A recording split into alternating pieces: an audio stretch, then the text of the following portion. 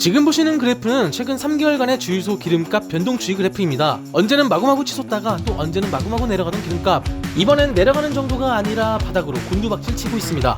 그 근본적인 원인은 바로 코로나19 바이러스 때문인데요. 바이러스가 급속도로 퍼지게 되면서 세계 경제는 휘청, 국제유가는 출렁이다 못해 출렁이 되어버렸습니다. 라임 좋았죠? 아무튼 코로나19가 급속도로 퍼지기 시작한 1월부터 10주 이상 내림세를 이어가는 휘발유값, 도대체 어찌 된 영문인지 월요일의 지식 맛집 월요지식회 19화에서 자세히 알아보겠습니다.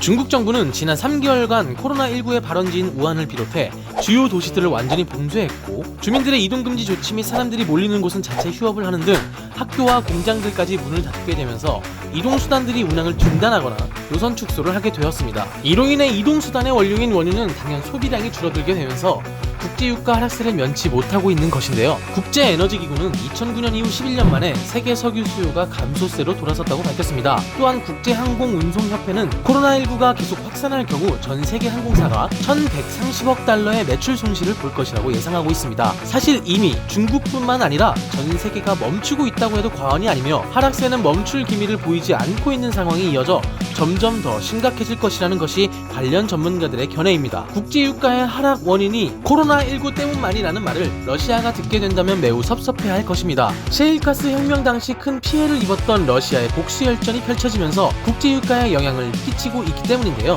과거 셰일가스 혁명 당시 원유 과잉 공급으로 인해 원유값이 하락세를 잇자 석유 수출국 기구 오펙에서는 사우디아라비아에게 원유 감산을 통해 원유값을 조정해보자고 요청했으나 본인들의 값싼 석유 생산 단가를 믿고 미국 셰일가스 업계를 짓눌러버리겠다는 취지로 국제유가 안정화 대신 박리담의 시장 점유를 택하게 되었고, 치킨게임을 시작한 2014년 결국 세계 국제유가 폭락의 시대를 맞게 되면서 사우디아라비아의 객기 덕분에 러시아를 포함한 주요 산유국은 만만치 않은 경제적 피해를 입게 되었습니다. 또한 미국의 견제로 인해 러시아와 유럽을 잇는 가스관인 노르트 스트림2를 건설해 손쉽고 빠르게 러시아산 가스를 유럽에 판매하겠다는 계획을 이루어내지 못하였는데요. 푸틴 러시아 대통령은 미국 트럼프 대통령에게 이에 대한 큰 불만을 보여왔습니다. 따라서 호시탐탐 복수할 기회를 엿보던 러시아는 지금의 코로나19 사태를 기회로 보고 한판 뒤집기를 시도할 것이라는 전망으로 주목을 받고 있는데, 말 그대로 러시아는 만들어 먹지 말고 사 먹는 게 저렴하니 우리 것을 사 먹어라 라고 말하는 것만 같습니다. 국제유가 전쟁의 발단은 지난 2020년 3월 6일 사우디아라비아 등 오펙 회원 및 비회원국은